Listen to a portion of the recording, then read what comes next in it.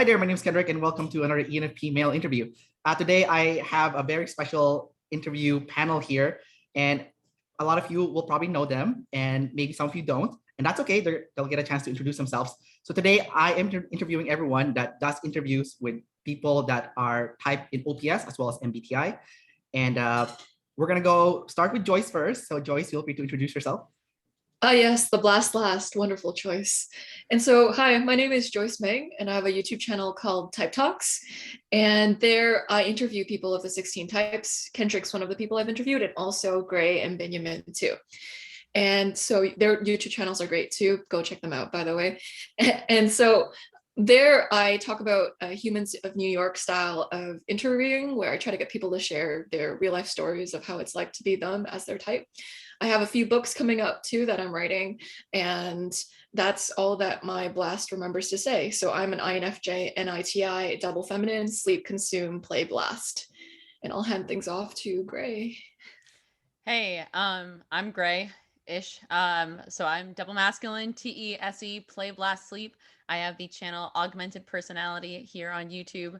I talk about not just objective personality. I talk about MBTI. I talk about Big Five, Enneagram. I kind of have a no holds barred kind of approach when it comes to personality. I really don't care why you came here or what you think. I care a lot more that you are trying to get your life together and move forward. And that's what I'm trying to do that's why I do my interview series, is to have people come on and talk about their story and screw the type discussion. Like, yes, type is always going to come up, but like what makes you you is like still a huge part of what I'm trying to do and get into and dig for in my conversations. And that's me. And also I like yelling at people. So that's it's a warning and a promise. That's me as I hit things. All right, Binyamin, you are up next. How's it going, guys? Binyamin. My channel, check out my music. It's coming. I have an album coming out on the 22nd. It's probably really bad, but listen to it anyways. At least listen to the first song. It's called Goodbye, because I know you guys are going to leave in the first song anyways. So other than that, I got a YouTube channel where I also do interviews. And I guess like I started back sort of like the first-ish interviewer, mainly just, all of this typology stuff kind of, it's not really real, is it? Like maybe it is, I don't know. Let's ask people. Let's see if the type works. And so far it seems to have checked out for me. Kind of slowed down over the past little bit, but other than that, I might keep going. Who knows? I like how you prepared to get abandoned already, Binyamin, as an IP. Okay, I know you're all gonna abandon me after the first song, but all right. So yeah, Binyamin is the OG of the interviewers here. He is the first interviewer. I know that wasn't his plan. He just wanted to learn the system, and no one was doing interviews, so he got forced to do it, which is cool. And what I like about this panel is that we got all bases covered. Like Binyamin is like the IP, and Gray is the EJ, and Joyce is the IJ, and I'm the EP. So I don't know if that's coincidence that like we're like the longest running ones that still exist today, that's still interviewing people. But I don't think it's a coincidence, because like I think people do want to see the perspective of each type, and the kind of questions we're going to ask is going to be completely different. Like Gray and Gray said that she just wants to know the real you, and Joyce, same thing, like Humans in New York style, and then Binyamin just wants to learn. For me, I just want chaos. So so I mean, I want to learn as well. And I think it's also interesting that we got like 2 info dominant individuals here and also 2 energy dominant. So it's kind of like a nice balance. And Gray is the only masculine DE, and I'm the only NESI axis. So it's kind of interesting how that all came to be. So guys, what we're gonna do here is we're gonna talk about what are some of the things that we have learned while interviewing a lot of people, because it's easier to understand your own type and people that have your quadra, but then when you start interviewing people that doesn't have the same quadra as you, it's kind of shocking to learn like some of the stuff that they say. So we're gonna go around and like just discuss what are some of the things that you personally learned interviewing people about personality type, self-growth and whatnot. Does anyone want to go first and we'll take turns, okay? So we'll throw one tidbit at a time. Does anyone want to go first? I'll go first here. All right, I'll do my blaster job. Okay. Okay. I guess there's two things I would say. One is the most surprising people to interview are savior SIs. I'm always surprised by what they're going to say. They interpret my questions in a way that I never am ready for. NEs cause chaos in my questions. NIs pretty much pick up what I'm putting down. The SEs have a great time. The SIs fascinate me forever. They forever do. And when it comes down to the self-growth stuff, it always comes back around to identity. All of us, doesn't matter, savior, where the DI is, it's the conversation always comes around to DI. Doesn't matter anything else about the type, completely irrelevant. Everyone ends up coming back to who do I want to be? You had the second point, right? Or that was it. Oh. All right. Who wants to go next?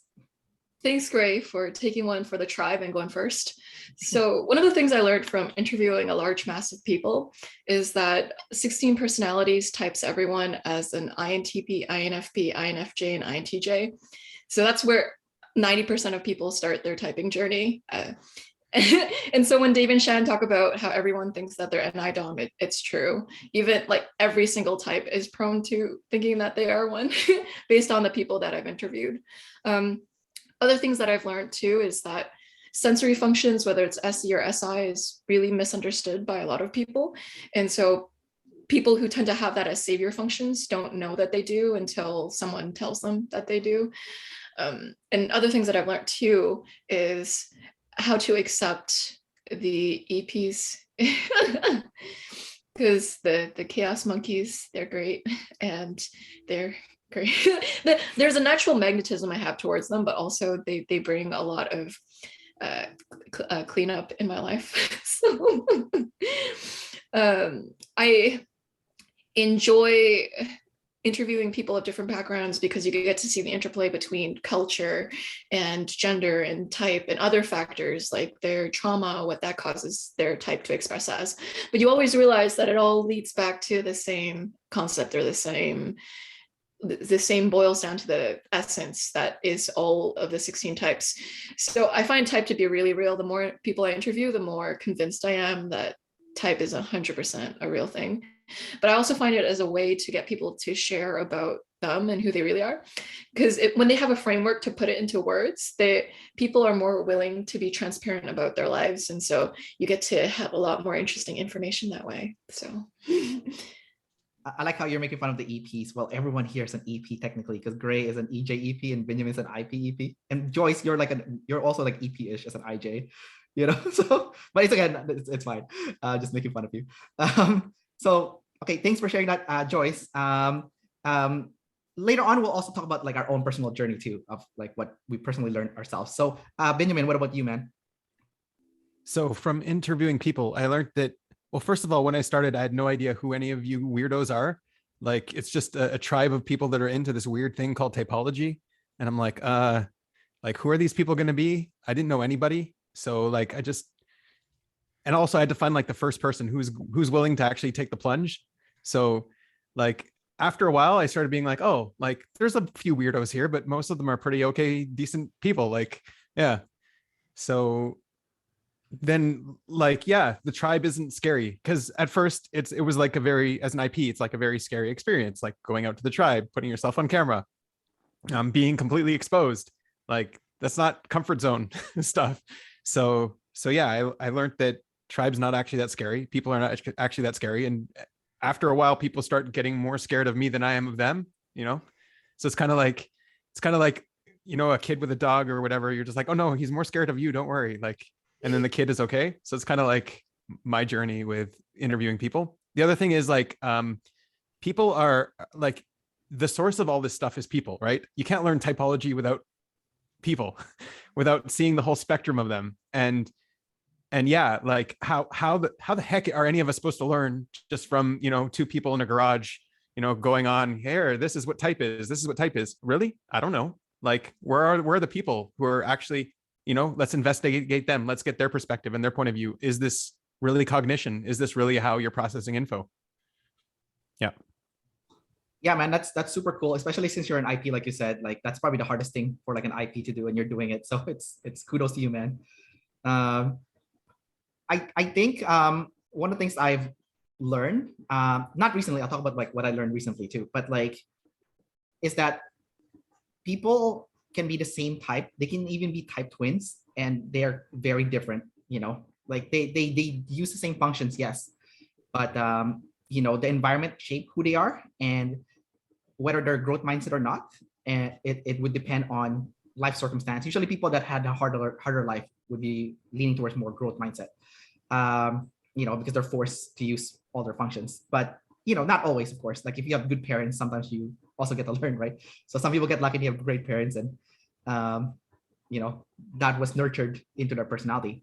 Some of the things I personally learned, typing wise, or you know, OPS wise, was I think I did a panel interview recently with the ISFJ, ESFJ, ENTP, and INTP, and Rose explained how masculine FE was different from feminine FE, and that was so good. Like I was like, man, I love like the sensory people can explain the functions, I think, better than the intuitives, because it's so clear, you know. It's not like BS, you know, woo-woo nonsense. No offense to intuitive people. But you know, like Rose said, that like when you have masculine FE, you hold on to the suffering of others, and even after you are no longer in the same presence as them, you go like at home and stuff, you're still feeling that suffering or negative emotion when you're home. And I'm like, oh my god, it feels like masculine FI, because like for me, I hold on to my negative emotion for like forever, like, you know. But for her, it's not her feeling, it's other people's feelings that she hold on to. And I was like, oh my god, that is so crazy. I never knew that like masculine FE and feminine FE were so different. You know, same function, but it was so different. So that was a big shocker. The second thing that I learned that I thought was super interesting was another panel interview I did. This one was with the ENFP, INFP, ISTJ, and ESTJ. And this is kind of getting a little bit more technical with the function stack and animal stack. And it was kind of like, I remember when David Chan released that video where he said the grand stack lives another year. Basically what I learned is the order stack of your function still matters, but also how each type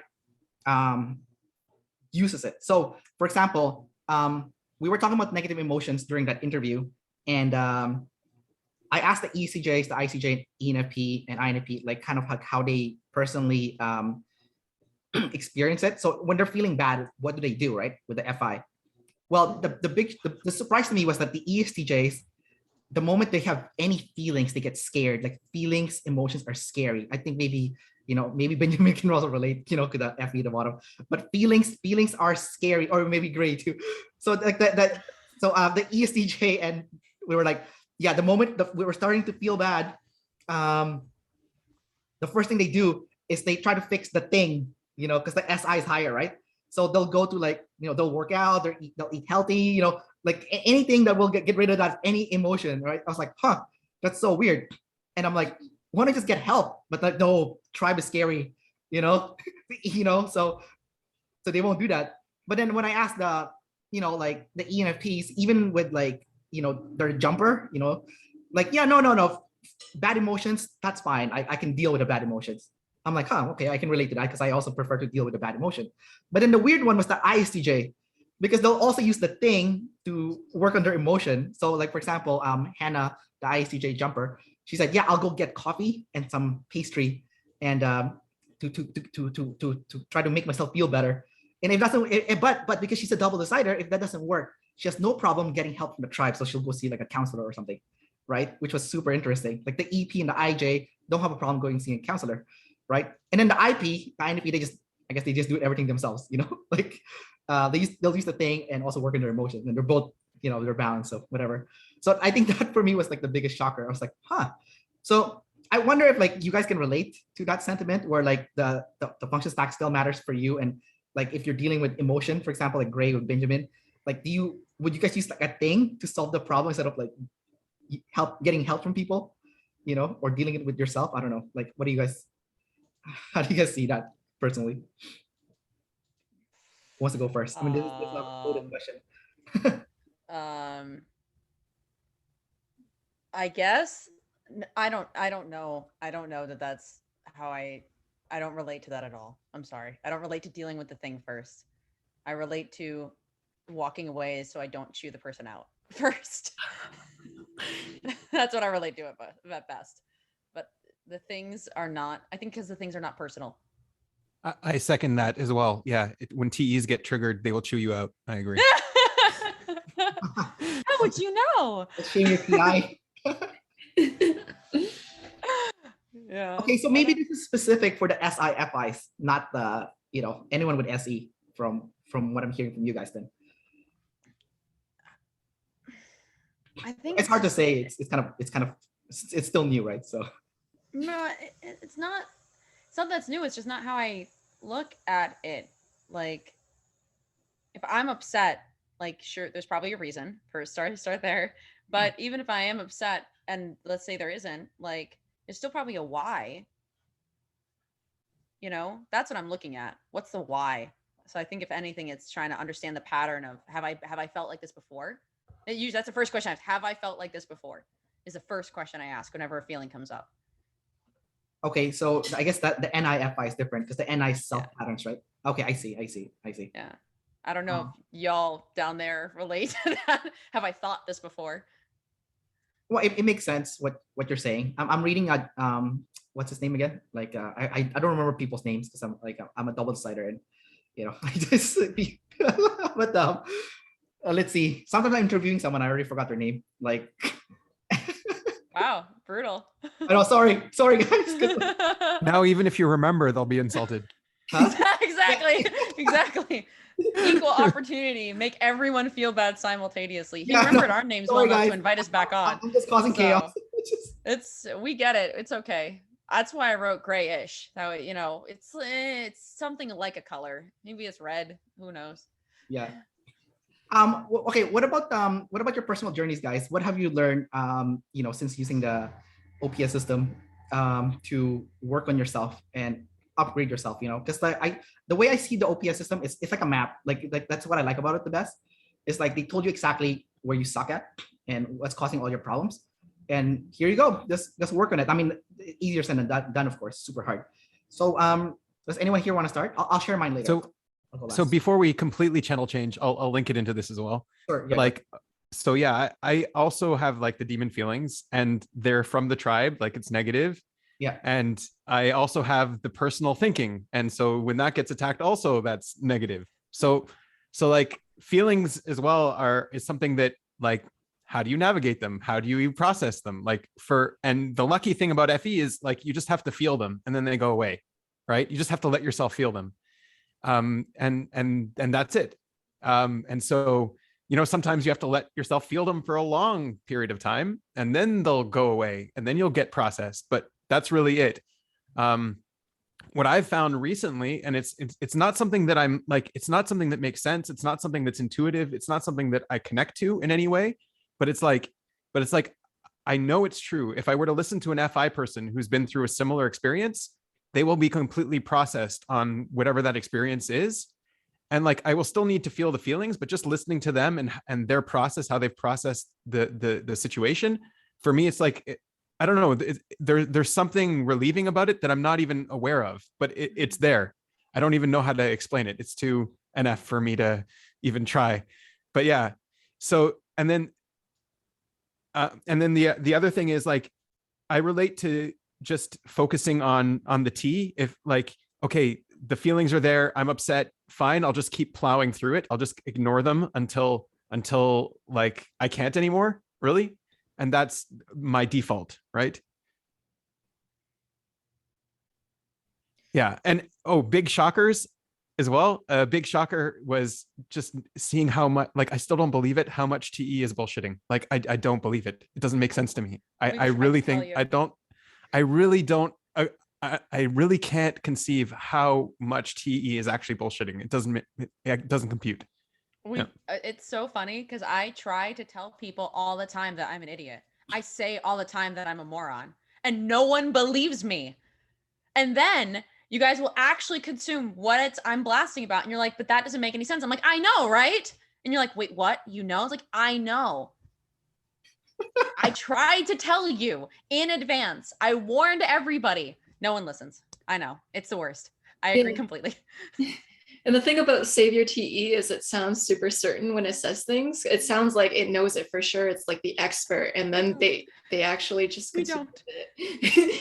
Absolutely. One of the things I learned from OP was just how important the groupings are, like EP, EJ, IP, IJ. They're probably one of the best ways to group types because they share so much similarity. Like any DOMs have a lot of similarity with SE dominant types or savior types because they are all looking for new, or they're all gathering, but they're just, are you gathering real facts or real reality, or are you gathering ideas and abstraction or generalities, or so the groupings have the most similarity, and I think it's a really good contribution to type. Go ahead. I just want to add to something that Gray said earlier and Binyamin. I don't use TE the same way as Gray. Okay, so it's a little bit different. I'm info dominant, so I don't want to say anything that is false. So my TE doesn't work the same way as an energy dominant TE does.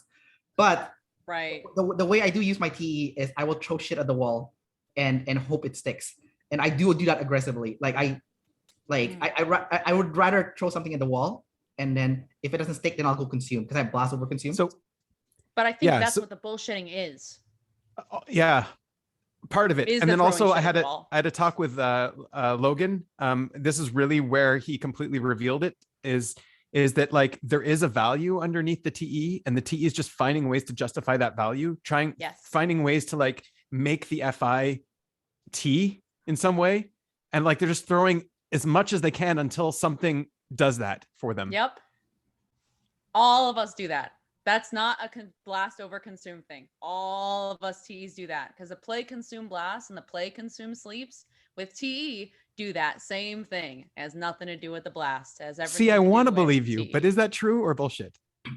See, I know. I personally feel that way. I personally feel that way based on watching Shan. Yeah. So that's like, I can go back to the observations, and that's where I hide, is like, because I agree. I honest to God don't know if any, this is hard for me. I don't know if any of what I think is because I think it or because I want it.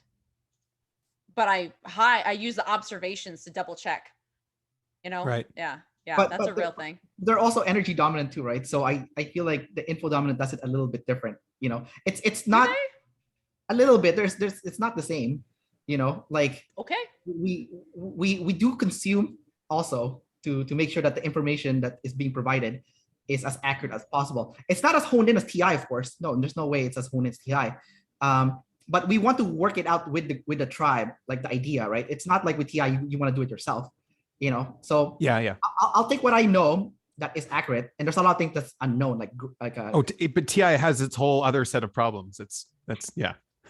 I mean, because you're not testing it into reality, it's inside, right? TE is like throwing it out all the time, It's stacking the T. Okay, can you elaborate? So like by the time an FI is ready to talk about their feelings or whatever, it's processed, right? They won't ever get you involved in the process of figuring out their values and emotions. Yes. Like that's not, you have to be close. You have to be really close. Right. And you have to relate to them. If you relate to them, they will let you in, right? Right. So TI is the same. It won't ever come out to the tribe or come out and discuss what is in the TI until it's gotten to a point where like they're so sure, they've done so much work and they're completely ready to bring it out. And it doesn't guarantee that we're right, but it's like you're giving this work of art that you've created and you're presenting it to people, and if they don't like it, it's a hit because you've worked so hard on it. And TEs are just putting out their ideas and being like, look, it reminds me of like the people that put sunglasses on like pedestals and museums of modern art against the big paintings of like all red. And it's like the sunglasses, that was some TE idea. And yet it's the same value as the TI. I spent 10 years painting the canvas full of red. Or like the banana that they tape into the wall and someone paid Yeah, that. that would be TE. That's bullshit. But it worked. It did work. And that's why TI gets mad at us. How dare we work despite not being worked on? Not seriously. The thing is, we can't even get mad because we're projecting all the time. So we're thinking that, oh yeah, you probably processed that, and Yeah. I know. Oh my God. I know. I'm so sorry, guys. I really try to warn you. I try every time in every conversation. I try to start with, guys, I'm dumb. Ignore me. I think the problem with TE2 is we change our mind all the time too. It's like, oh yeah, that idea was stupid. I don't want to do that anymore. Like let's go do something else. At least for me, because I'm an EP. So It's also EP, keeping your options open. Also, feminine TE maybe. Like I don't have TI by any stretch of the means, but like I feel more TI anecdotally because I am like kind of like what you were saying about Rose. Will have a feeling like I sit with things being stupid for a long time. I spend a lot of time processing. I just did. I spend a lot of time thinking about something being stupid. Like other people are stupid or the idea is stupid or both. Yes. Porque no los dos. Everything is stupid. I see now how TI people would get scared by masculine TE. Because like it's even funny.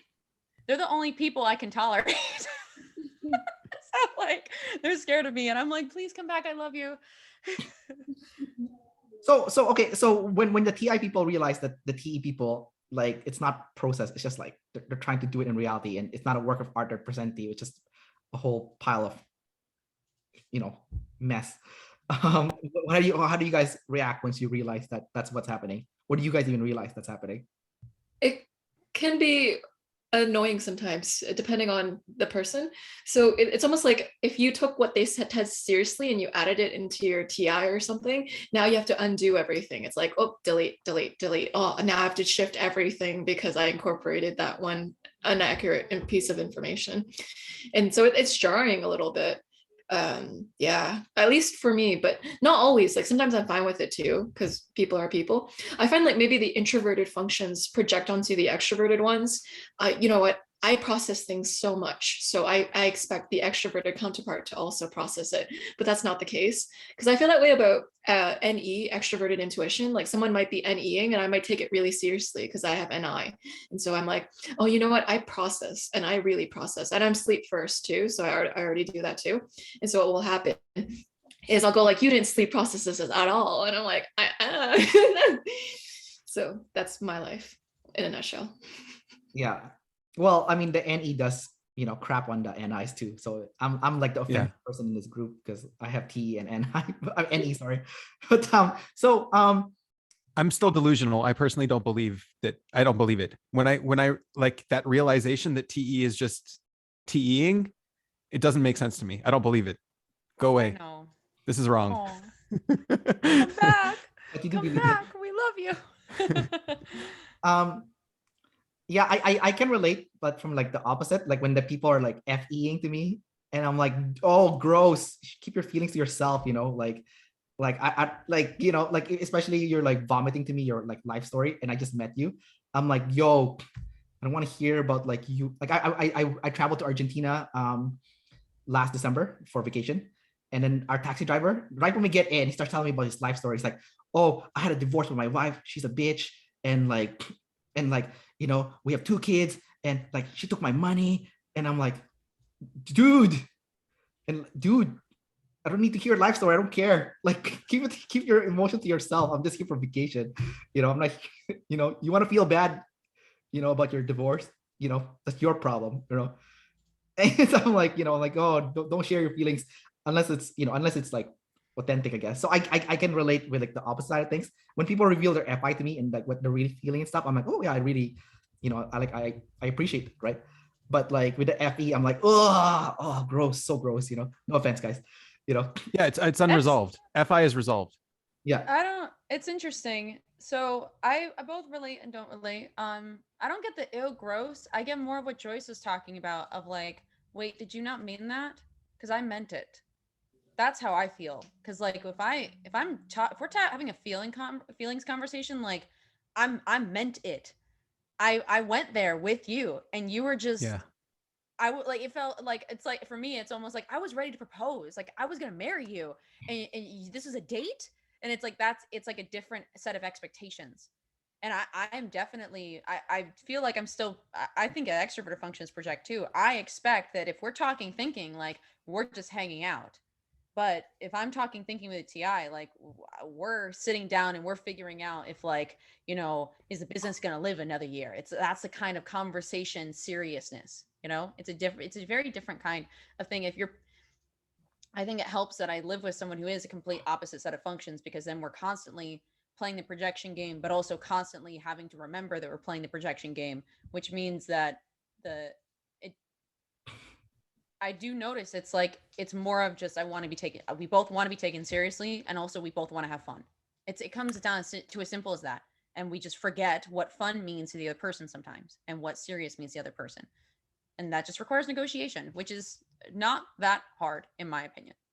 Yeah, and that relates to the idea of fully baked versus half baked. So I think extroverted functions are a little half baked. So it's like they're cooking with you. So they're making muffins. Yes, I love that. They're like, yeah, let's all do this. Whereas the introverted functions, they only show you it when it's fully baked, and they're like, here's the muffin done. And we're presenting different things at different times of the process of baking. Yeah. You I want also to say think, something, Ben? yeah, when the FE is sharing, like, oh, you're really cool. I mean, like, you're really cool right now at this moment. I don't know how you're going to be tomorrow. Like, we're not getting married. This is like, I'm just expressing feelings. Like, it's not serious. Right. It's like, it's subject to change at this moment, at this time. Yeah, I like that a lot. Yeah, I really like this person right now. Like, maybe tomorrow I won't like them anymore. Maybe in a minute I won't like them anymore. You know what's so funny about that is, like, you're saying that and I'm sitting here, I'm like, oh, I love that analogy. I love that analogy. It's like, I will take those home with me. I'm gonna remember them tomorrow because I liked them. Oh, It's like, okay. if I say I like it, it's like, I'm gonna remember this. I will probably bring up this analogy like 6 weeks from now. You'll hear me like, oh yeah, Ben, when you said this once, you're like, I was just talking. Like, what? It's like, I will pull it up because I liked it. So that's Right. funny. I can feel that when I'll be like, ooh, I'll get like a little charge. If it's like getting locked in, I guess. And that happens too when we get our FE recalled to us, where it's like, okay, I heard your FE. I'm going to remind you of this FE now. It's like, what are you talking about? Like, it's done. That was then. This is now. Yeah. Yeah.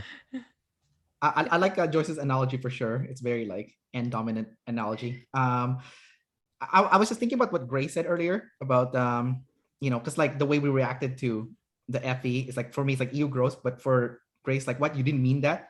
And I was just thinking it more from like an animal perspective, because I have SF sleep and Gray has NF sleep, and NF is more correlated with purpose and meaning and what is the point, while like SF is like what's cool, right? So that's why for me it's like, oh, gross, like, it's like SF, right? But for Gray it's like, what, you didn't mean that, you know, like, you know. So it seems to filter from the animals from based on how we interpreted the FE, you know. So right now, like, just reacting as like my TI, it's like, okay, I'm ready to take this on. I'm ready to believe this. Wait a minute. I got to process this. I'll keep this. I'll put this aside. This tea is good tea. It could be good tea. It could be bad tea. I don't know. But like, it's like just a realization you have in the moment now. It's like, let's just share this now. Like, it could be, you know, you're like, that's what I mean by bullshit. It's like, it's not serious. It's not forever true. Right.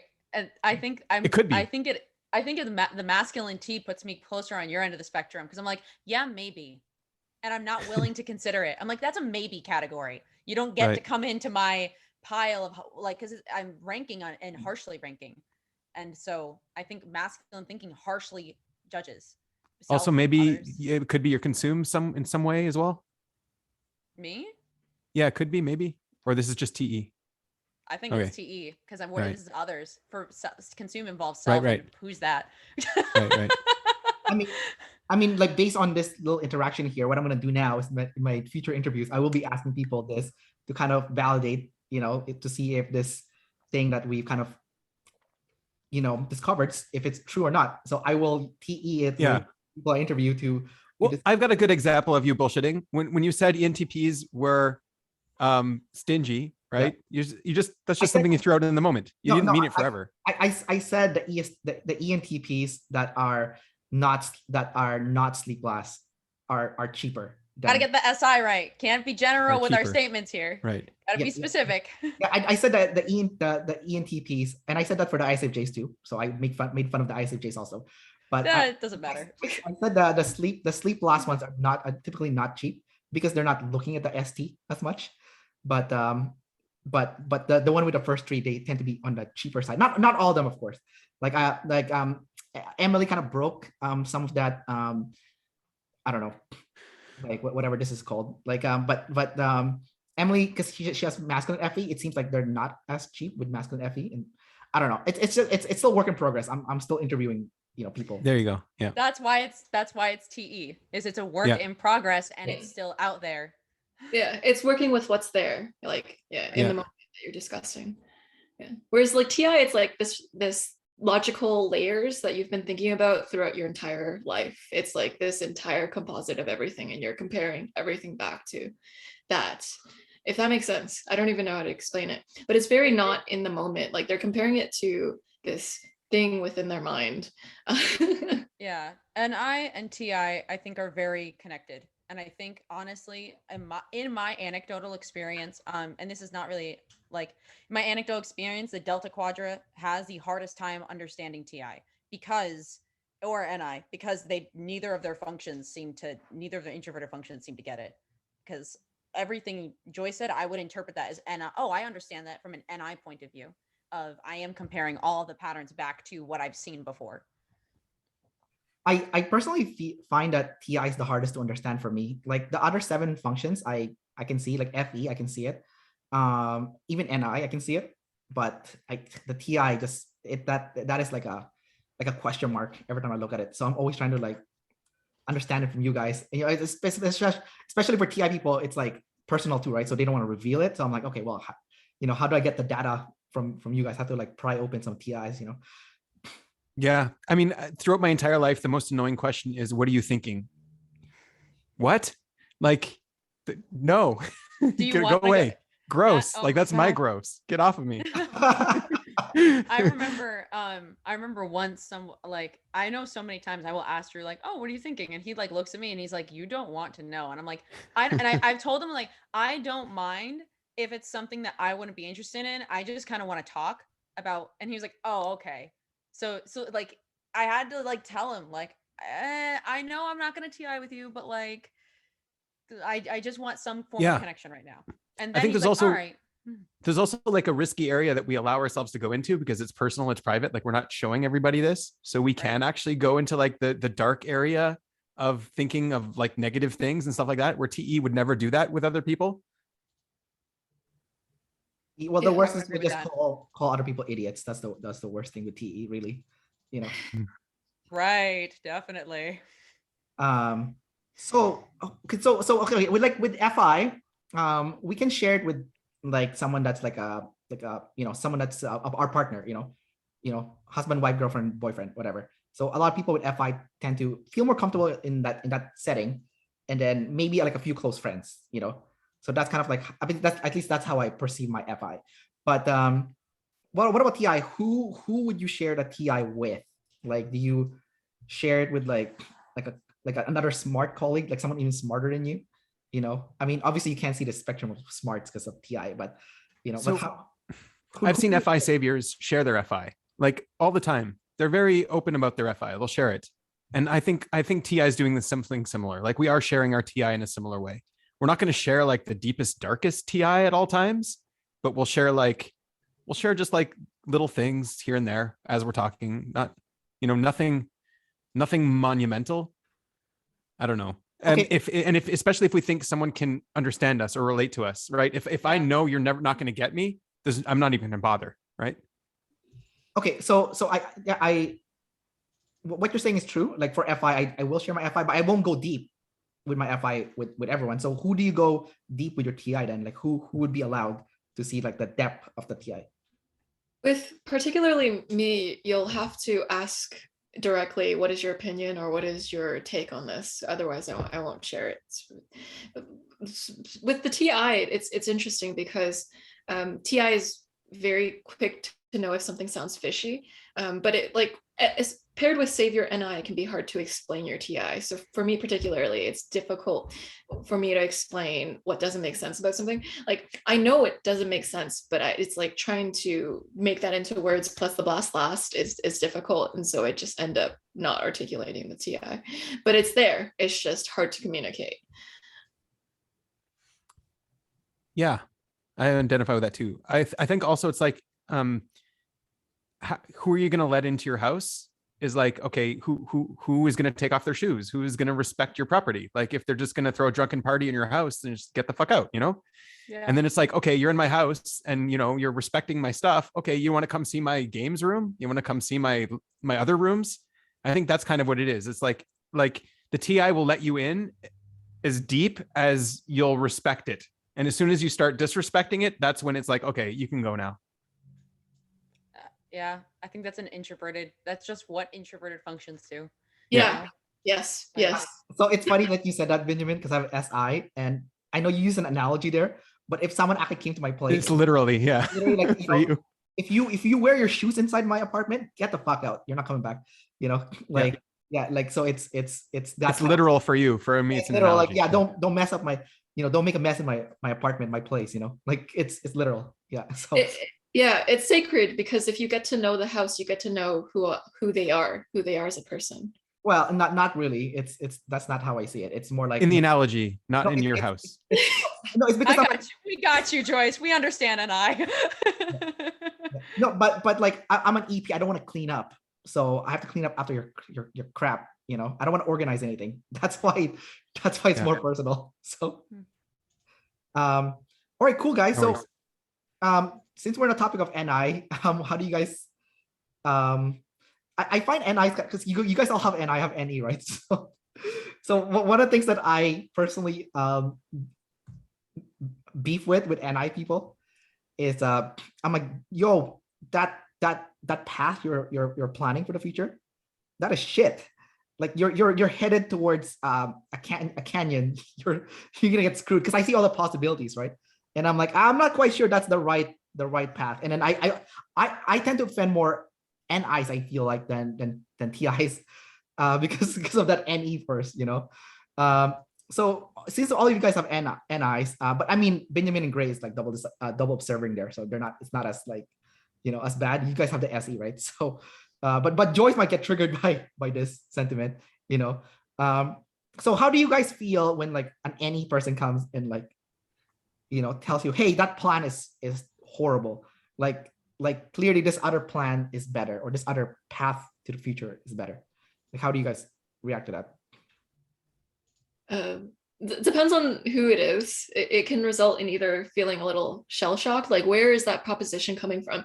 So sometimes someone can say something completely, they didn't think a lot about it, but then I'll say, but why? And then I'll look very deeply into their shallow statement. And so that could happen. They could say a possible, hey, you know, that possibility might not be, or that one might be better.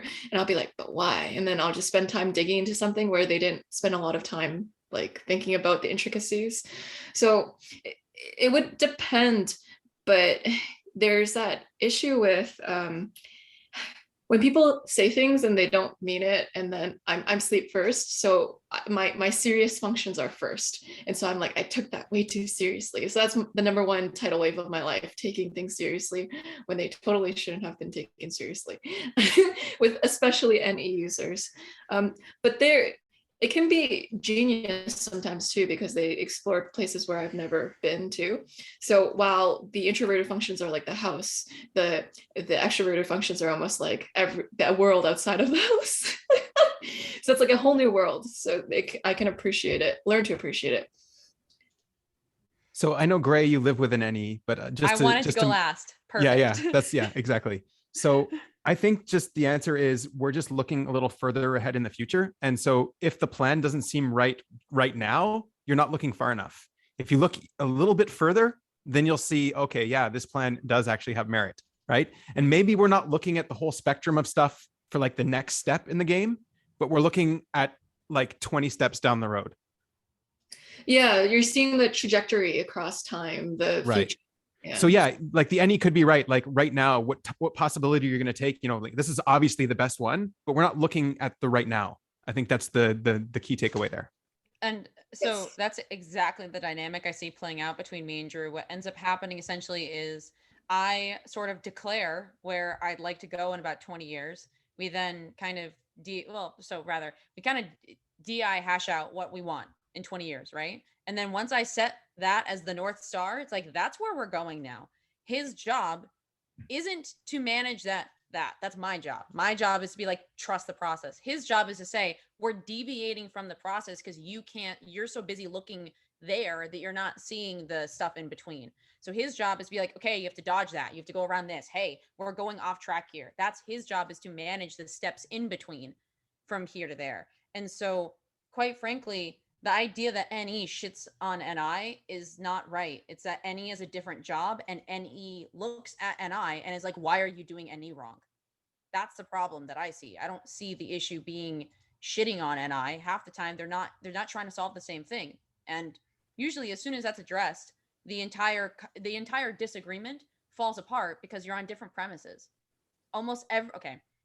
Pet peeve thing. Almost every single argument isn't actually an argument. It's actually just a different set of premises, and no one's actually talking about their fundamental assumptions when they're going into a conversation. When you go into a conversation and you actually lay out, here's my assumptions, what are your assumptions, and then you're able to actually take on the other person's assumption and then go down their chain, suddenly usually I'll be like, oh my God, I totally understand where you're coming from. Wait a second. How can I get you what you want now? How can I get what I want? Because here are my premises. I don't see anyone talking about what their fundamental assumptions are, personally. As soon as you talk about, here are my assumptions, then it's like, oh, well, you weren't using intuition for that. It's like, yeah, no. Oh, well, if you're using intuition for that, then yeah, that makes sense. Like, yeah, I know it does. I'm not stupid. Like, I think that's the issue every time, is just simply shooting from the hip and jumping forward instead of asking, hey, where are you coming from both sides, to be fair. I don't think that's SE does that to SI all the time. Why are you tracking that? It's a very rude question. Why do you care? Why are you so specific? It's a rude question to an SI. But to SE, we are assuming that they're just SEing wrong. That's my rant. It looks like Joyce was nodding though. Did you have something there, Joyce? I relate a lot. Yeah, very well articulated. Thank you. Yeah, that pisses me off to no end, because a lot of people ask me, like, how do you manage being opposite stuff? And it's like, I talk to him like he's a human being, and I consider that his perspective is valid. That's how. He's saying from over there. That's great. But great. It's funny because I remember, speaking of the Alpha Quadrant interview where Rose was on, Drew was also in there, and he described FI as getting the most butthurt, and you can hear me laughing in the corner because I'm taking his perspective on what I'm doing is valid. I don't have to agree, but it's valid. And that is what I see as the issue, is because you don't agree in your bones, therefore it's not valid. It's like, no, it can be valid and you don't have to agree. You can go your own way. I'm ranting. This is, but yeah, that's a pet peeve of mine. Yeah, we need to get our heads hit. No, you don't. You don't need that. I just want to do it. The thing is, maybe Drew has masculine NE, so maybe it's a little bit different from my NE. I see it as the same. I don't. I disagree. And I see it the same. That's fine. But just look further. No, but that's making an assumption that the NE cannot see the North Star. I can see the North Star as well with my NE. Mm-hmm.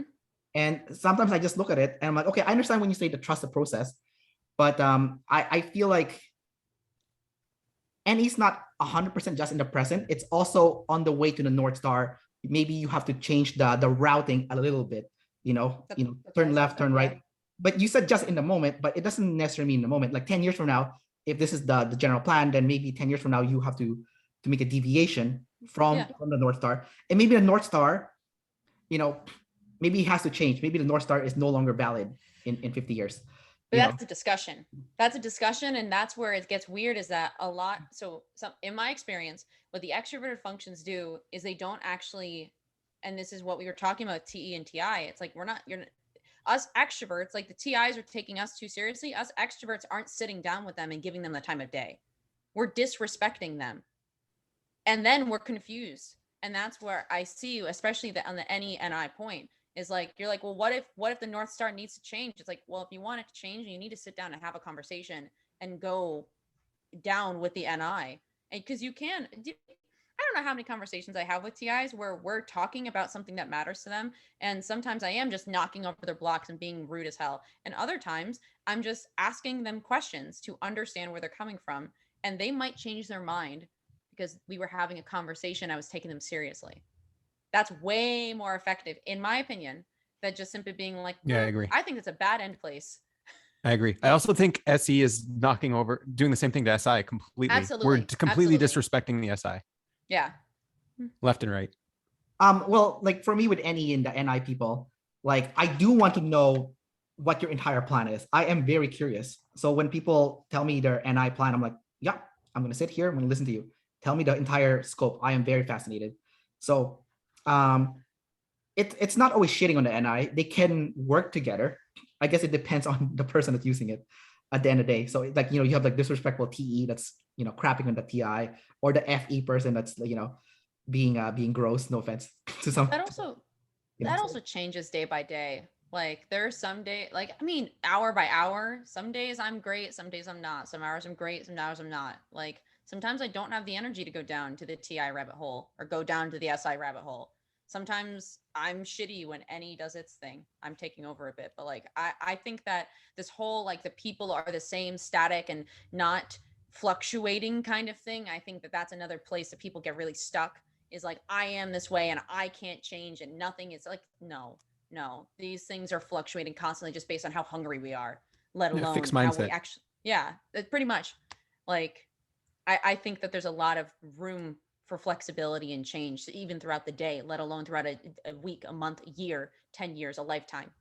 So Binyamin, earlier you said that the SE is disrespecting the SI. So how do you personally see that SE, you know, disrespecting the SI? I mean, okay. Okay. If I'm looking just for, like, I'm missing one tiny, like really, really, really tiny detail. Okay. One little one. I'm going to ask you for this one little detail.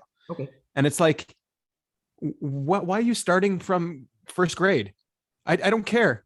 Like, dude, I'm like, this one little thing. I don't care about first grade. I don't care about second grade. No, but you have to understand all of that to get this one detail, right? That's kind of like how we're disrespecting it. Like, I don't even see why that's important. I have no idea. Just like, I don't care about any of that. Just give me the one little detail. Oh, you mean why you have to go to the entire first grade to learn just one? I'm exaggerating, obviously, but yeah. Is that SI or is that TI? Or is it like a mix? SI. Yeah, SI includes a lot of irrelevant details sometimes because it's recalling all of the details because it matters. The sensory layers matter. Like it adds a certain type of meaning. Also, they can't get to that one detail without going through it all for some reason. Right. They don't have access to it. They just can't grab it. Yeah. Right. It's got to come in the chain. Okay, let me trace back my steps. I feel like there's a time and place where the SE is better than the SI. It depends on the context. Like I'm reading Can't Hurt Me by what's his name again? David Goggins. David Goggins, yeah. Yeah, so I noticed that he does tend to teleport with the SE in the book. Like, oh, it's like, oh, what? You're divorced already? I'm like, what? When did that happen? You know, so it's like missing some key info. But in a way, he's just showing the highlights, which is all which I appreciate. So you kind of skip through the boring details and go straight to the fun part, right? It's like, oh yeah, I'm doing a 100K marathon. I'm like, what? So you just finished Hell Week and the Navy SEAL, and now you're out of the SEAL and you're doing a marathon. So it's like, huh? What happened in between? You know? So, but in a way, makes it more for like a fun book to read, and more meaningful because it's straight to the point. There's no like BS in the middle, right? There's no fluff essentially, because the SE is getting rid of the fluff. You know, from what I can see, you know, just like the highlights, the SE highlights, right? So, but I think like if you're building a house, you do need the SI. Like you do need to put like this brick first on top of this brick. Otherwise, you know, you can't. The house will not make sense if you just throw like a bunch of stuff on it. So, yeah, no, I was saying like that's my default, right? I'm not. I understand that SI is important, but that's how SE disrespects the SI. You felt it right there. Yeah. All right, cool.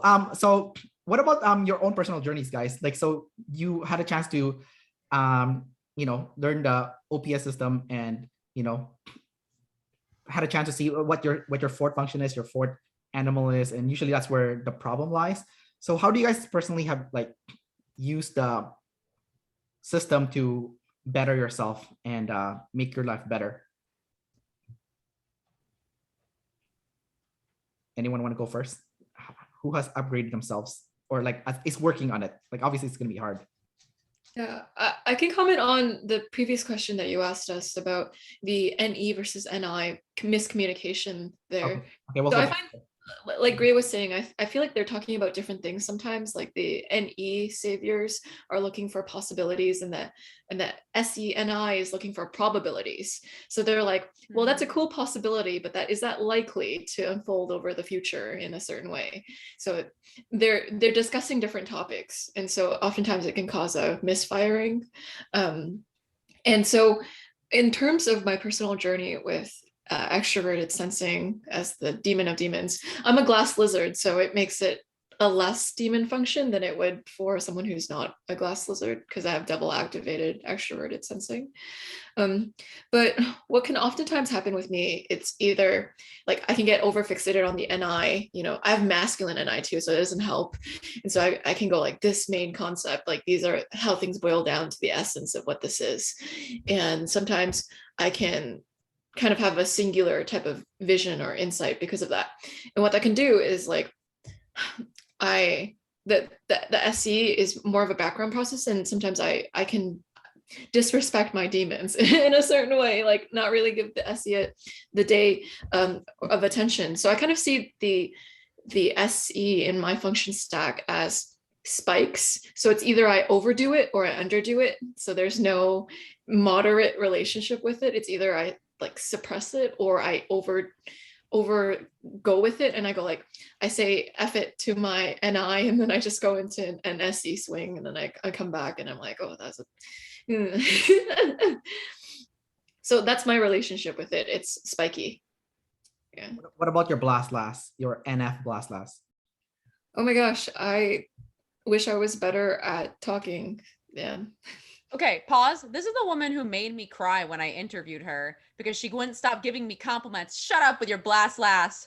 You move my emotions, woman. No, it's fine. I adored it. It was wonderful. Who else wants to go next? I guess that's it for the blast last. I was waiting for Joyce to say something else. Okay. Yeah, go ahead. Go for it. You don't want to go, Gray? You're already talking. No, I don't. I want to go last. Okay. Binyamin, you want to go next? Go for it, man. You got this. Okay. Double deciders go first. Okay. For me, I'm working on the SF sleep last. I think that was the biggest one. That's a problem for me. The way I see SI is kind of similar to like how David Goggins would see NI, or Jocko Willing. For Jocko Willing, he's a discipline equals freedom. So the way I see SI now is routine equals freedom. And I do notice that whenever my life is going bad, it's because I'm not following a routine. I'm breaking the routine, especially with a sleep routine. That's the worst one for me. It's like one day I'll sleep at 4 a.m., one day I'll sleep at 10 p.m.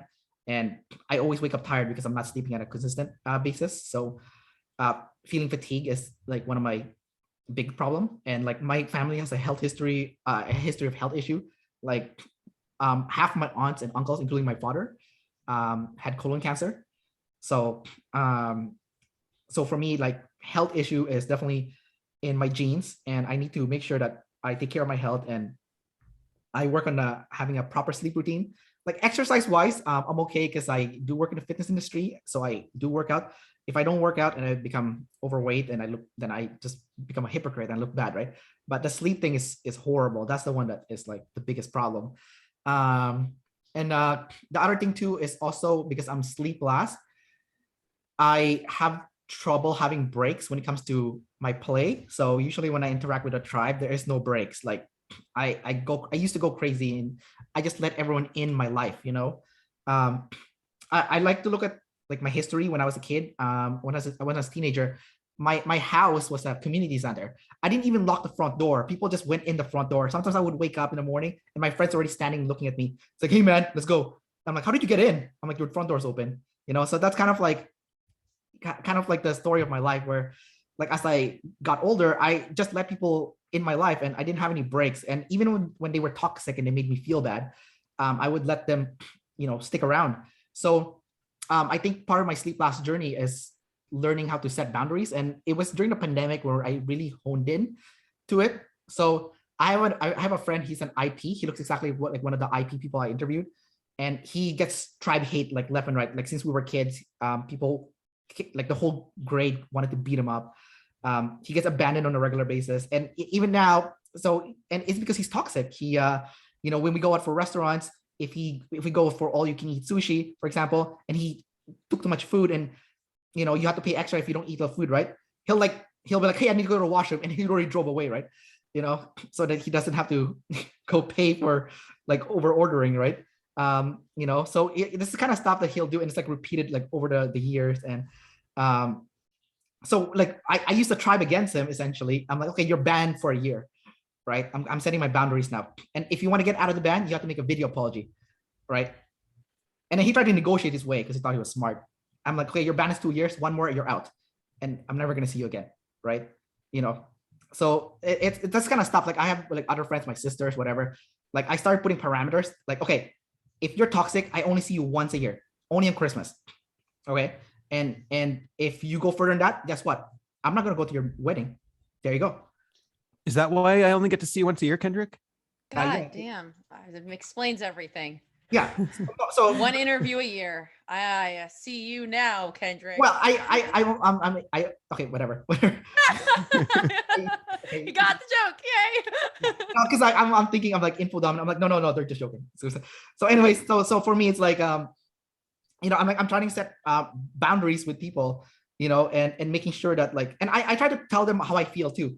I'm like, you made me feel bad when you did this, and I know, and I kind of have like a saying now. It's like, the first time someone made me feel bad, shame on them. But the second time someone made me feel bad, shame on you, because I didn't set proper boundaries. That's on me. That's my fault. So I need to set boundaries with people to make sure that, if they're being toxic, then I don't spend too much time with that person. If they're family, okay, just once a year, they're still families. I can't get rid of them. But if there's someone that is like a coworker, a friend, and I'm working on the FI too, where like with my relationship with my girlfriend and whatnot, like the moment I feel something, I have to communicate right away. I don't hold it. I kind of copy the FE people. So it's like someone's making me feel bad. I'm like, hey, I don't like that. That makes me feel bad, right? Or so I'm trying to be quicker at it, because I know with the FE, it's not like as fast as the FE. The FE is like, you can just spit out like your feelings, but like with the FI, it's like I have to think about it first. Like what am I feeling? Because I'm sleep last, right? So that's kind of like what I've been doing. Also with the SF, I'm trying to work on it. That's the hardest part. Like even Dave called me out on it. He's like, Kendrick, you will go watch all this SF video, learn how to be cool. I'm like, okay, yeah, I get what you're saying, man. Like I have I'm an anti-nerd. I definitely need to learn to be more cool. So like now I'm trying to, like when I teach spin, I do my hair now, and so this kind of stuff.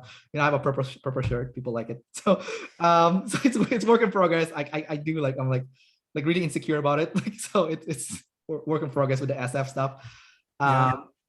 And then the last thing was like the emotional processing too. I'm trying to make that faster. So for me, like I drive with no music on, so that I can go through what I feel. And I like when I fly on a plane or ride on a long bus ride, I'm always like, no music. I just look at the window and I look at my life and be like, okay, what are the things that made me feel bad? What are things that made me feel good? And how can I do more of what makes me feel good and less of what made me feel bad? Right. So, that's kind of like where I am right now in my SF sleep last journey. So good shit, man. So who wants to go next? Yeah. No, it's really good. It's saying that it's personal to you. Like it really, like it's introverted functions, right? So it's really personal. Right. But one thing I did notice is a lot of, I know you probably didn't mean it like this, but it's a lot of blame on the feelings. It's a lot of that made me feel bad. He made me feel bad, right? Taking ownership of your own feelings and being like, no, I felt bad. Like, sorry, I'm FEing you right now. No, but I mean, fine. like, yeah. That's like, I think that's like a something that we have to stop blaming with our feelings and just owning our own feelings. Yes.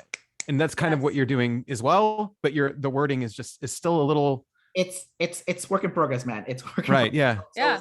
Yeah. I appreciate you calling me out on that. I need to work on my vocabulary, obviously, and start pointing fingers. Of course. The other The other thing is I saw when like seeing your whole SI story there, right? And like that's exactly what we see SI do is like they will go over the same story, but it's not the same because they'll have different NEs along the way, and it'll help them consolidate the story more every time they go over it, every time they tell it, and it'll make sense of who they are every time they go over it again.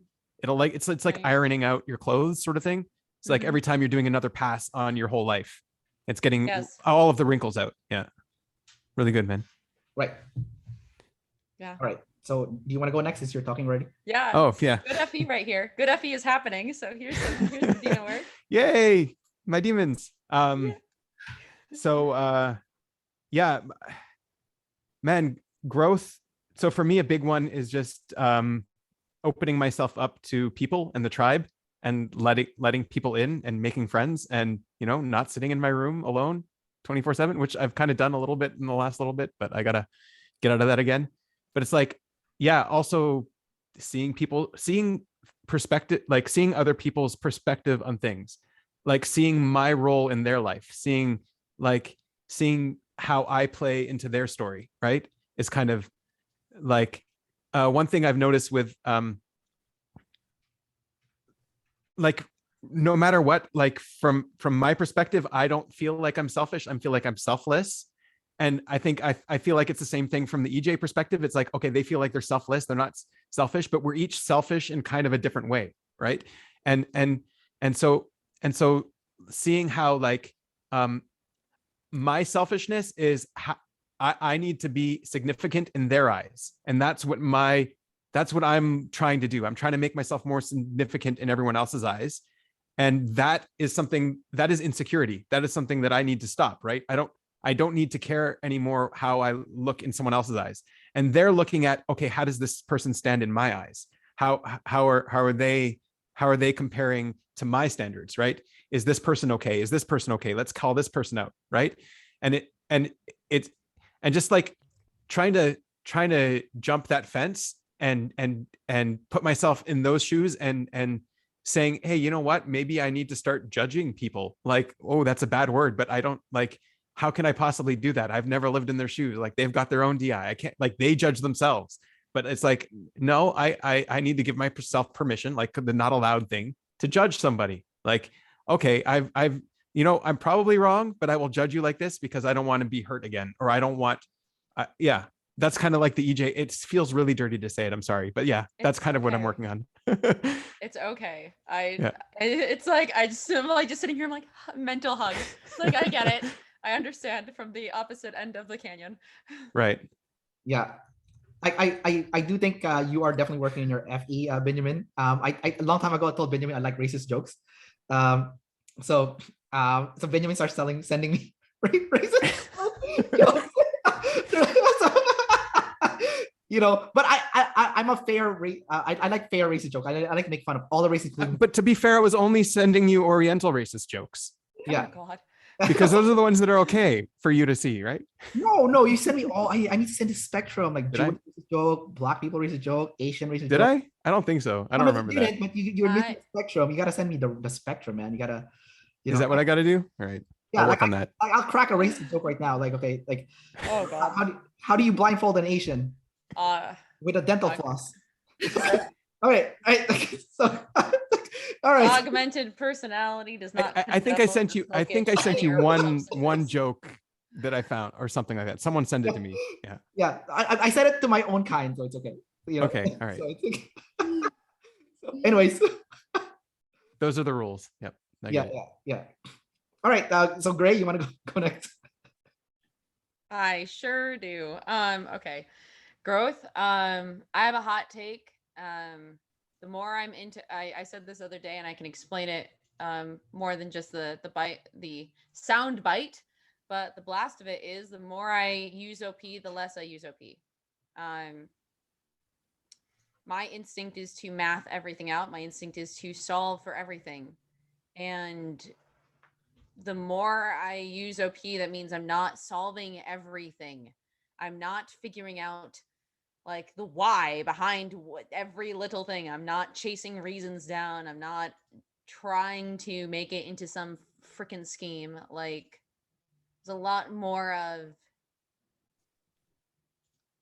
kind of separating into, instead of like I always imagine that, being NI plus DE is I'm a spider in a web, and I'm kind of just sitting in there, and I've got my legs on my tendrils, and I'm feeling all the movements of the tribe, and I'm gathering that data up, and I'm therefore able to predict where they're going to go in my web. I know my web inside and out, and I'm doing that. Like, I'm not going to say I'm not, but there's a huge amount of actually building myself into somewhat of an island where I'm immune to, like, people can have opinions and people can have feelings, and I don't need to correct what's going on in the web because I'm actually separated from it.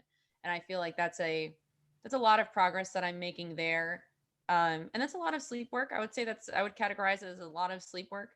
Not so much consume, and I can get into that in a hot second, but I'm going to focus on the sleep work for a bit, because the thing about being STNT, which all of us here are ST, if not NT savior, both, like, and we're all thinkers. All of us tend to try, like, we're all talking about using OP, and really like, there's nothing wrong with that. But I think to a degree for me, it's like, I have to remember that I'm a person and not a machine. And I love this, like, I love understanding that hormones make me everything that I am, and it's all just chemicals, and there's all just math. I could math out my entire existence, but mathing out my entire existence doesn't actually help, because no amount of math actually explains that you're sad because of this thing that happened once. And I've decided that I was going to be sad for the rest of my life over that thing that happened once, or I was going to be angry for the rest of my life because I felt angry. I decided I was anger, and then I carried it forever. Like, no amount of math explains that, So I think the more I go into OP, the less I use OP, ironically enough. Not And you can explain it with OP behavior, which is why it's, is what it is. But it's funny, because then when I have conversations somewhat like this, the irony always sits with me that I can explain everything that I'm doing with OPS, but I try very much in my personal life to have conversations without OPifying them. I really try to do that because I want to be interacting at the genuine human level and not hiding behind the observations and not hiding behind the reasons why we do everything. Because I'm very prone to that. I forget to let myself and others be people. So yeah, that's that on the sleep train. The consume train is harder. That one's a lot harder. That one, honestly, I have accepted that I'm going to suck at that not suck at that. I'm going to rephrase that. I have accepted that's going to be a struggle in my life forever. And I am going to get better at it slowly but surely. And mostly just comes from me getting tougher over time and me building up tools and strategies. It's gotten easier. Like, it's funny. Google querying something is genuinely difficult for me. I've gotten better though at it, which is nice. And I'm developing my sense of taste more. I've been trying to, like, really, as silly as it sounds, like, trying to listen to more music, trying to enjoy things more. Yes, Pokemon. Oh my God, I've been absolutely going ham on that. Let myself buy some new video games. Let myself, like, what's another good one? I'm letting myself buy makeup. I bought some new shirts. That was nice. Like, it's stuff like that. It seems small, but it's good. And really, what it is that those are micro steps of the real issue that is consumed last, that not everyone, that I forget, but I like to say that everyone forgets, so I have an excuse. I forget, which is that ultimately it is sensory care for self. I don't take care of my physical body in any way, shape, or form. And that's something that's like making sure I eat enough, making sure I get enough sleep, making sure I'm resting, taking care of myself is something I just don't do very well. And I pretty much figure, like, that's going to be the forever one. That's going to be I'm going to work on that one forever. And I'm more leaning into, rather than trying to fight and fix it, I'm more just trying to practice a lot of self-forgiveness, because I personally believe that that's a big part of sleep, is actually accepting self patterns and self routines as they are. Because how in the hell am I supposed to fix anything if I can't even accept what's happening? So I'm trying to start with accepting what I'm like before moving to making all these adjustments, because I'm making adjustments without acceptance while I'm fighting an uphill battle, in my opinion. That's already uphill. It's already a mountain. I don't need to make it worse. So there you go. That's my long-winded. Yeah, I remember you SF told me stuff. before that when you wanted to buy art, you had to ask for permission to buy like an art piece for yourself, which is kind of interesting. They did a class on PDD and how he was talking about like candy, having a candy room or Oh, something. yeah, And him. he has consumed third, and so he was still doing it. But so I'm curious, like you're consumed fourth. So what are you doing then when you are not consuming? Like when you have a spare time, like on your free time, like what do you what are you doing then if you're not? So first off, you're making a beautiful assumption that I have free time. That's your first mistake. Yeah. Second mistake. It's very interesting. This happens to I've talked about this with a couple other consume lasts and a couple other people that have sleep above consume. So I'm curious if Joyce, if this resonates. I don't know if it will, but this is just an idea. I'm not sure how strong it is. But I have seen that we tend to just fall inwards. I don't if I'm not doing something, if I'm not doing something, I am going into sleep. And that's where it's like I'm not aware of myself, but I'm still fairly aware relative to say like if a sleep lasts of the same type as me, because I am looking at the long stretch and that's my hobby, so to speak. But like the instant I get off of a call, I'm going back into sleep mode. Like the instant I'm not with the tribe, sleep mode instantly, because it's like I don't want to. That's kind of how I operate. I forget to bring other things into my life. So there's a lot of just internal castle building that I really can't like. Here's the truth. Like here's the truth. You won't believe me. You won't believe me because everyone sees the talking because I'm out with a tribe, and the idea that that I wouldn't be taking care of self doesn't exist unless you follow me around with a clipboard and you see what I'm actually doing, which is a huge amount of completely forgetting like that I could possibly need like new socks or new shoes. I need new shoes actually. I need new shoes. I wore holes into my shoes. I'm starting to wear through the bottom of them. And now I have holes in the top of my shoes. I've had them for like 18 months and I'm starting to wear holes into the bottom of them. So hopefully I get I make myself get new shoes before I actually start walking on the ground in my socks. Because I've done that before. I will destroy shoes that way. I interviewed this one INTJ guy who said the same thing. Like he doesn't get new shoes unless he has a new girlfriend, right? So, you know. Well, I'm not picking up. I'm not moving into polygamy, Yeah. so I guess I'm not getting new shoes. Yeah. Rip me. Yeah, and then Drew's. Okay. Anyways, yeah, Drew will have to help you with the shoe thing, right? I guess. No, Or he I won't. can help myself. We'll find out. Yeah. Honestly, we'll see. Oh, we will see. All right. Yeah, your state, like, so Graham, just watching you talk, and your state is very interesting to watch because when you go to double masculine mode and double feminine mode, it's such a extreme different. Like I can see it. I don't know if you guys other guys can see it, but it's so different. I feel like when you go double masculine mode, like it's so strong. I'm like, whoa, it's like the wind's blowing at me, and I'm like, just anyways. I am so low key this conversation for the record.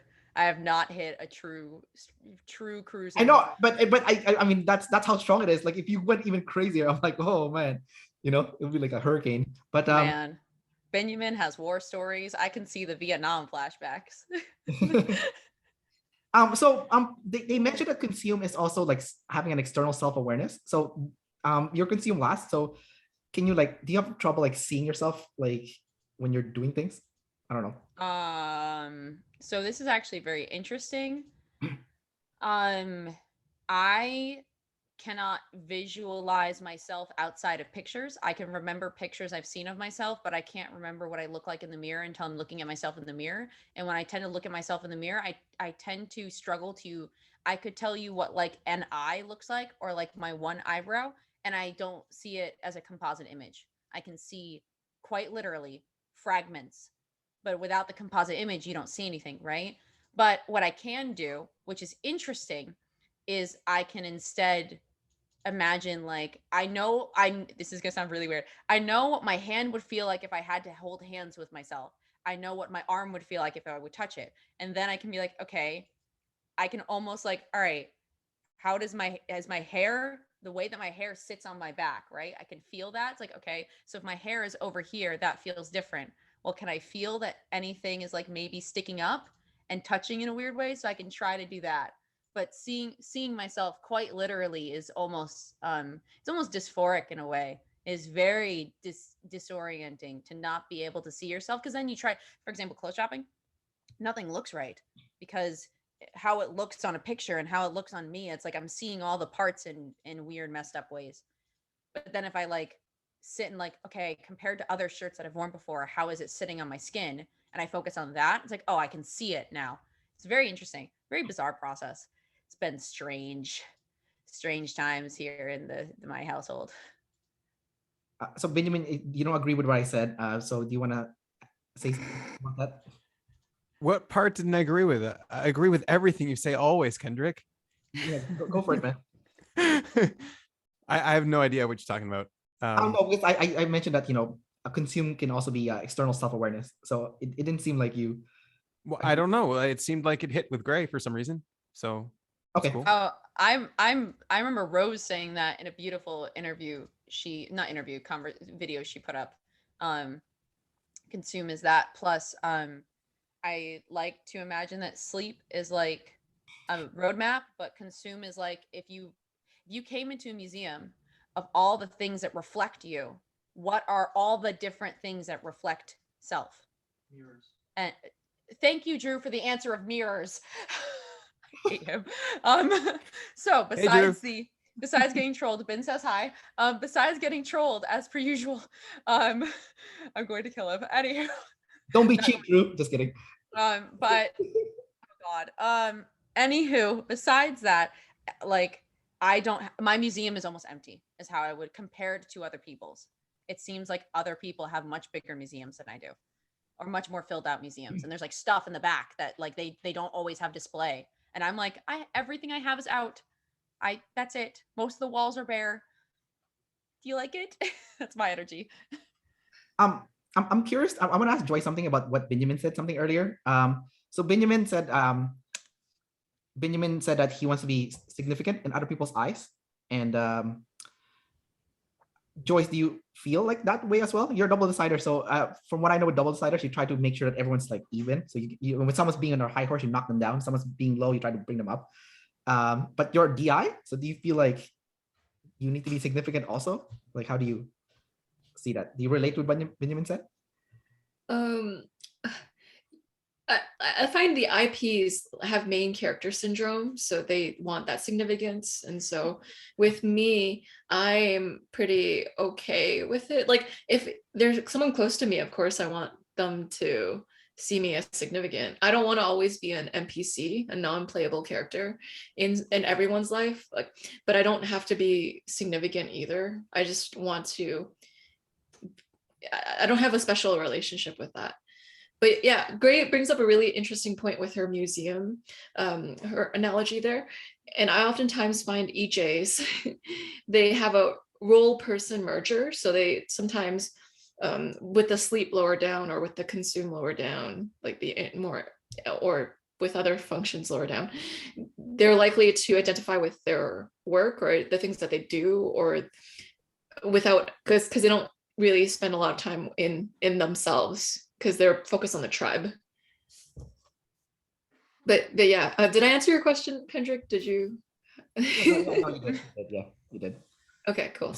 I've seen it with other IPs as well, where one person might not want to talk to them or not like them or have judged them or something, and they'll just freak out. They'll have to get back into their good books, and like they'll do whatever they can to like, no, you have to like me. Like you just don't know me. Like I've got to show you.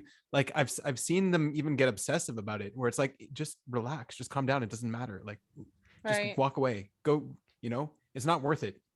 Yeah. When did you get that awareness, Binyamin? Like that the IPs are doing this, because you're also an IP, right? So you'll have the blind spot. Yeah, I don't know. Do I have the awareness? I don't know. Maybe. Right? I mean, better than other IPs. I mean, you interview a lot of people too, so you have a better awareness. You put the. We're ranking the tribe now. Ooh, this I'm like making fun of the other IPs, of course, but that's their problem. So go ahead. Well, okay, so I think we can ultimately go all the way back down to survival, why it's a survival strategy in some way. But then we could also we don't have to go that far to see what's happening. The IPs just don't want to get kicked out of the tribe. And if one person hates them, that can cause like a chain reaction or yeah, like that can hurt them negatively in the future. So it's like, I need to be okay with everybody so that nothing can get me kicked out of the tribe. So you have to make sure that a relationship with everyone is good. What if you don't like someone? Like, do you have to make a fake relationship then to make it good, just so you don't get kicked out? Or so you're talking to an FE demon. I wouldn't even know if I don't like someone. I mean, okay. So yeah. you don't have any opinion of people? So as an IP, I obviously have an opinion of people, but that matters less to me. What matters more to me is their opinion of me. Okay, I see. Yeah. Oh. Yeah.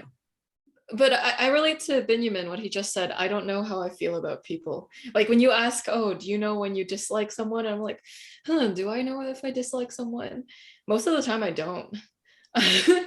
Yeah, I feel like us DEs are the ones that do that in all seriousness, because like ultimately we're the ones who are ranking people. And if we're ranking people, then there's some who are winning and some are losing. We're not taking it as a case by case basis. Right. That makes sense. So yeah. Yeah, that plus FI too, so you know what you like and dislike too. Yeah, that's a big factor. So what's the opinion? What's the like version of you guys, the TIs? Because like for me and Gray, it's like straightforward, right? You're an idiot. You're an idiot. Okay, got it. God. Great. The Joyce is like, that's so offensive. I love it. Good, yeah, no, it's great. Shit, it's man. great. I see. Okay, I see. So it's not like or dislike. It's like you're stupid and you're not stupid. Yeah. And then there's like you have no value on this planet to anyone. Yeah. I love it. Keep it coming. I remember like I watched a video of like what's his name? Julian Blanc, the one that they type as an ISTP. I think he's Sleep Last. They have it in the docs. He's the same company as Owen Cook. Anyways, and he said something like similar to what Binyamin said, like on stage. He said, "You don't even deserve to breathe oxygen. Just off yourself." You know. And All right. And I'm like, man, the TI is vicious. Like, I want to hear it though. I like it. I'm like, this is cold. Like, it's so like, it's so dark and cold. So, it doesn't offend me. So keep going, man. Like I just realized that everyone but you, Kendrick, has masculine saviors too. What's that? Yeah. Is that right? Interesting. Oh, yeah. I feel like I have double feminine savior, so I feel like I'm easily moved. So it's like all right, guys. So what other questions do you guys have for each other before, I think we covered everything already. Where can we go to find Binyamin's album? Yeah, go ahead. I will give you guys a link personally, and then I don't know if Kendrick wants to put one under the thing, but I'll also put the I'm getting nervous right now. Okay. Yeah, maybe don't look at my album so closely. It's not. I would like to hear it because I want to hear what my friend put out there. That's what I want to hear. Are you? So I have a thing here. So are you? Which platform are you putting on? Spotify, like YouTube Music? Yeah, everything. It's just being distributed everywhere. Yeah. Okay. I will listen to it for sure. At least the first song, because that's Goodbye, and then afterwards you're fine. So you're saying the other one's not as good as the first one? Yeah, sure. Okay. All right. So one last thing for everyone then. What do you guys have planned for your channel and interviews moving ahead? Do you plan on doing what you're doing right now? Do you have like other plans that you plan to incorporate in your own channel? Like, how do you guys plan on like what's in store for 2022 for your individual channels? Does anyone want to share a little bit about that? Yeah, I can give you the long-term vision of my channel. So Sure. right now it's video it's almost video recordings of people's lives right now. And so what I want to do is I also want to give people the chance to write about their lives too. So the 16 personalities writing in their own words about how it's like to be them too. So changing up the mediums there. And book series. I have 17 books in the work. It's probably going to take a while to go through them. And one of the books is going to be on my theory of types. So I like to learn the different systems out there, and I like to test them against real people. What holds up, what doesn't hold up. And I'm writing about what I've seen prove to be withstand the test of time, or TI, sorry, all the functions. Anyways, so what I've been doing with that is I've been writing down my thoughts on type, and it's like it's going to take a while to release. But the other books is I'm writing books on each of the 16 types with a person of that type. And so I'm going through each of the types. And then when we're done that book, we're going to open it up to the public. Now that we have like a base description, what would people of this type add, subtract, edit? And we're going to see how much we can create by crowdsourcing, because I believe in the power of people having the opportunity to speak for themselves. And it's almost like you learn best about natives, about asking a native about how it's like to be a native, as opposed to asking someone who knows nothing about how it's like to be a native, how it's like in their experience. And so giving people a platform to speak is very important for me. And so that's what I'm trying to do. It's create this crowdsourced wondrous thing, because I believe that most beautiful things are created with more than one person. And so there's a power of collaboration, and I like connecting with people too. So this is an excuse to like get to know people better as well. But this is an ultimate vision of incorporating the voices of the masses in joining this project. So I probably one day will approach you guys to help with it, if that's not weird. But yeah, that's the vision. It's just that together with all of our connections, we can create a more accurate type. Yeah, it's not weird. And thanks for sharing that, Joyce. The long-term plan sounds cool. I didn't know you had a partner too, so that's interesting. That's pretty cool too. Wait, a partner? You said you had a partner, right? Like you were working with someone? Oh yeah. Yeah, I didn't know there was like a behind the scenes person. It's kind of cool that you're the mope and you're the one that's in the front. You know, like usually the mope would prefer the back end stuff, but you're like the one that's center stage. So that's super cool. Joyce. I like that little FE. All right, cool. What about you, man, Binyamin? So when I first started this, I didn't really think it was ever going to be something this big. And I'm kind of happy to take a backseat again, because like I tried convincing other people to interview and no one believed me. No one thought it was going to be a good idea. So, you know, now that like people kind of see that it's, you know, it's worth doing, then I'm happy to take a backseat, let you guys do it. I'm still around. I'm still like happy to have people on my channel. I would rather have people that are a little bit more processed than like just fresh out of the gate, you know, don't know anything about their type or anything yet. And then also like there's a lot more, like the community's grown. There's a lot more people that have been in the community for a long time. They're all contributing in unique ways. And like, it's just, there's only so much you can learn from the newer people now. You can still learn a lot from them. Like Joyce said, like, let's speak to the natives in their native language, but also the people that have been around. I want to like develop those relationships more rather than just, you know, increasing the numbers of people on my channel sort of thing. And no, it's not a personal thing. Like shit. But yeah. So like there's other platforms and other ways to get to know people on a deeper level than just like the initial surface. So like talking to people over long periods of time or having regular calls with them. Lots of people email me. Lots of people aren't on Facebook. Lots, you know, that kind of thing. So I'm happy more to be in that role, I guess. And you know, I'm also older. Like I have a day job. I don't need this stuff. So like I'm happy to let other people have that front, like give them the opportunity and I don't know, contribute in any way I can to them and make sure they are doing, you know, what they need to be doing. So yeah, I've got typing teams that sort of are growing. That's kind of weird. And yeah, I don't know. I'm around. I have no idea what I'm going to come up with next, but it'll be good. Yeah, I promise. you're the Coca-Cola of the interview stuff. You're the first. You got that set. I'm all watered down and cheap. Thanks. Ah! God damn. The self-burn. Yeah. I guess on my channel, like we are switching to a bit of a different format. We're trying out the regular live streaming thing. Most of my content that people have really enjoyed has actually been from me and Drew's discussions. We decided that we wanted to make that kind of public, at least on a regular basis. So every Wednesday, we're doing 30-minute live streams publicly and another 20 minutes on Patreon. So that people can kind of get, especially people, if they have specific questions for us, we try to, make it that way people can get heard, and Patreon's an easy way for specific people to make sure their questions are heard. And then beyond that, I'm trying to do more interviews this year.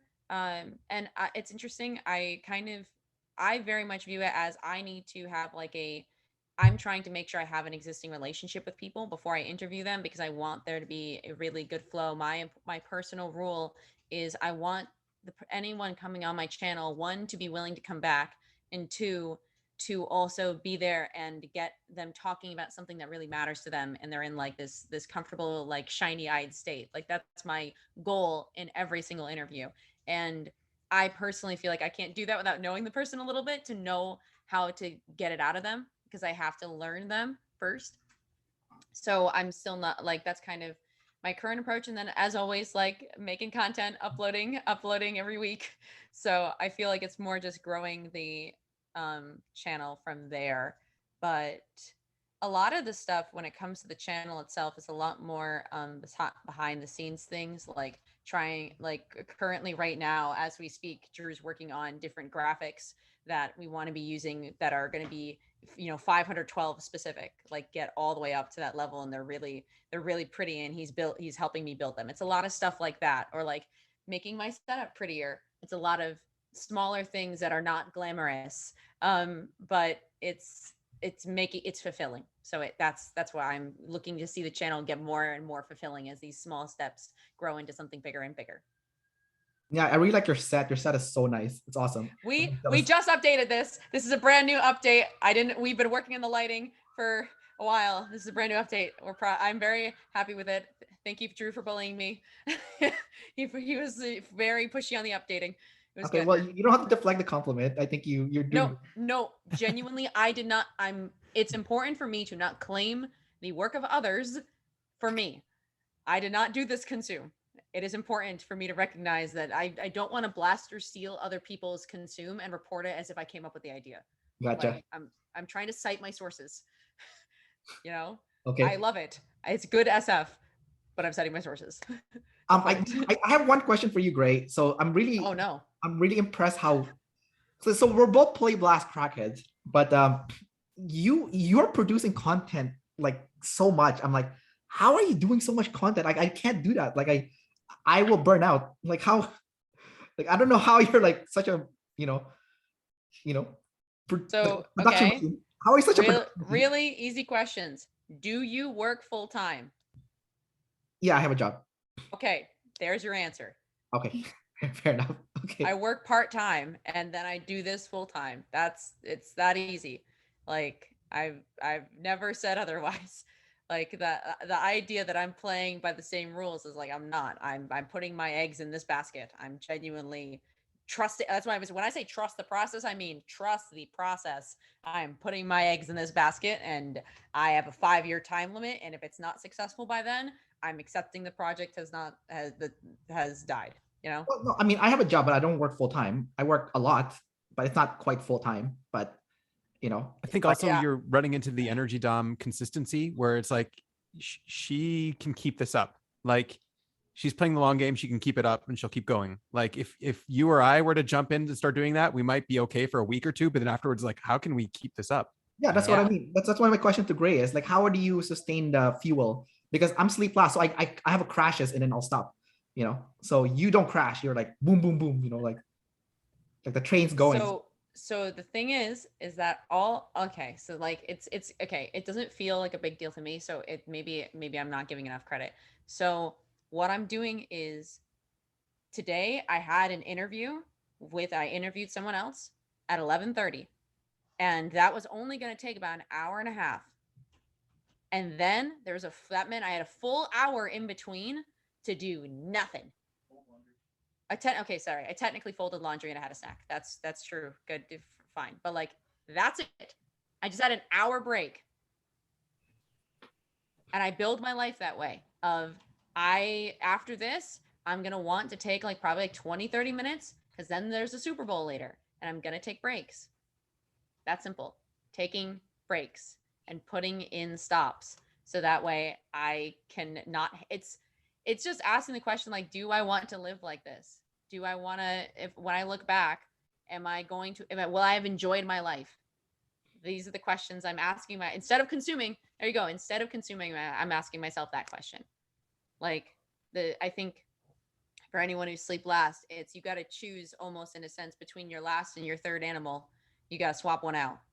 So for you might you're probably going to drop the ball on consume if you decide to amp up your sleep. That would be my guess. I don't know if that's true. But maybe, I don't know. I mean, Binyamin talked about it before. Like he said, he gets energy from consuming, but sometimes I feel like consume can drain your energy and also give you energy. So it's like a double-edged sword. Isn't that every animal I feel like does that? I don't know. Sure. Personally. I mean, because like for me, I do consume a lot. Like if I'm not, I have demon consume, but I do consume a lot because I think maybe it's still my first two function. So if I'm not doing my work, I'm playing my PlayStation 5 and I'm playing like lots of hours on it. I'll play so much PlayStation that like I will lose sleep because I'm playing so much. So there you go. So then you're not putting stops in. You're not asking yourself, hey, could I you could use that time to just like put music on and lay on a couch and do nothing. Yeah, it's working. Yeah. I'll no, it's not. I'm just saying, like, you're asking me how I do it. That's how. No, it's straightforward, but it's hard to implement for me. That's true. Yeah. Okay. Also, being infodom, it's like you have to be okay with, hey, this is good enough. Like, just let it out. Yeah. Oh yeah, that drives me crazy. Like, well, I'll talk about it now actually, since we're on this topic. So I'll talk about my plans for my channel. So, last year I put out like a series of explainer videos on how each animal works and how you can use it, and people really like that one. But the thing is, it drained so much energy because I had to be so info dominant about that. I had to make sure, like, okay, I look back to the interviews I've done, the sources from Dave and Shan, like I had to like make sure I was like so paranoid. I can make sure that like, I had to make sure this is as accurate as possible. I'm not like making stuff up. So like that like drains so much energy. Plus my blast is my bottom three function. Sorry, my third and fourth function. So like blasting is still like organizing is hard for me. Like, so I have to organize the clips and stuff. I'm like, I'm dying, like organizing all this stuff and like, like anything to do with organizing is so hard. So, but that's what people wanted. So I'm like, okay. So like this year, I'm going to go back and start putting out more explainer videos. I did feel a sense of fulfillment working on my fourth animal, which is organizing. And as difficult as it was for me to put those explainer videos, especially as an EP, I just want to gather. So I want to talk to people and gather more information. I want to go read books, gather information. Like I need to organize it and have it like concise and present to people. So this year I'm gonna do more explainer videos, kind of like what I did last year.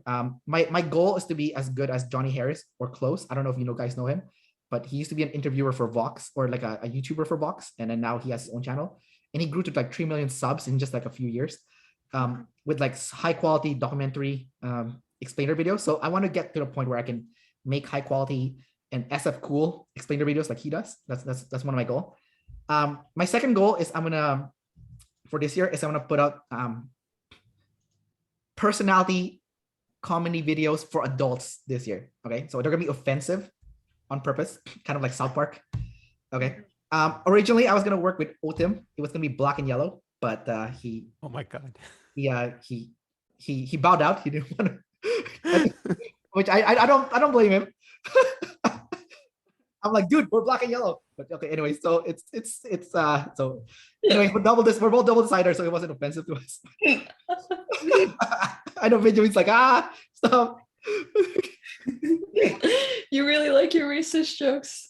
No, I love it. So anyways, but so that's cut. So I'm gonna do something else different for comedy. So I'm gonna put one up in a few months. I'm working right now, putting like a set for it and creating a storyline, but it's gonna take a while. So that one's a little bit hard. I'm working on the SF side of things.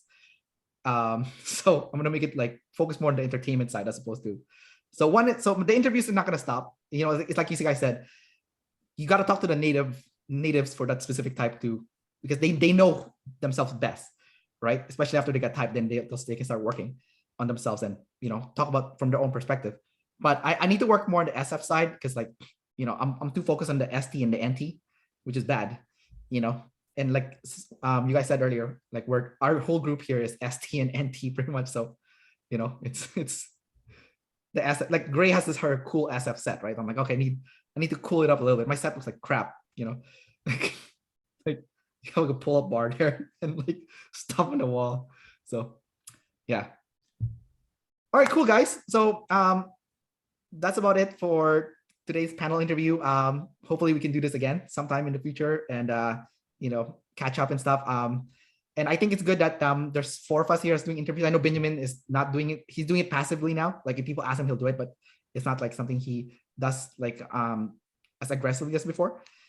But it's good to get perspective from each of us because we cover all bases, you know, like I said in the start of the interview, EP, IJ, EJ, and IP. So all bases covered. And I think that's important to see people interviewed from different perspectives. All right. So take care, guys. And tomorrow's Valentine's Day. So if you guys have someone, you know, do something. Take care.